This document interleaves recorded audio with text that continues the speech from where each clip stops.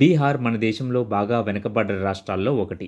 అందులోనూ ఖగారియా జిల్లా అత్యంత కరువు ప్రాంతం. అలాంటి చోట ఒక గ్రామంలోని పుట్టాడు డాక్టర్ ఎస్ఎం రెహమాన్. ఓ రోజు తనకి తమ్ముడికి జ్వరం వస్తే వాళ్ళమ్మ జిల్లా కేంద్రంలోని ఓ క్లినిక్ తీసుకెళ్ళిందట. డబ్బు లేక ఒకరికి రాసిన మందులే ఇంకొకరికి వాడతామంటే అక్కడి కాంపౌండర్ ఈసడిస్తున్నట్లు మాట్లాడటం, అది చిన్నారి రెహమాన్ గుండెని గాయపరిచి పట్టుదలని రేపింది. ఎన్నో కష్టనష్టాలు భరించి ఎంబీబీఎస్ చదువుకున్నాడు. ఢిల్లీ అపోలో ఆసుపత్రి కార్డియాలజీ విభాగంలో మంచి పేరు తెచ్చుకున్నాడు.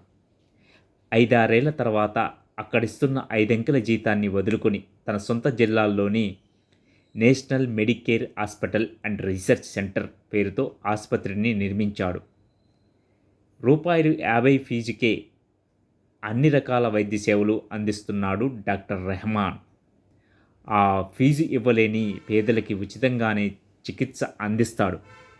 ఆపరేషన్లు, ఐసీయూ స్థాయి సేవలు కూడా రూ. 1000కి మించవు అక్కడ.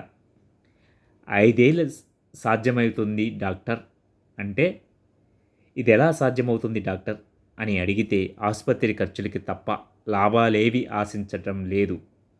నాతో వచ్చే వైద్యులెవ్వరూ ఫీజు తీసుకోవట్లేదు అంతే అంటాడు డాక్టర్ రెహమాన్.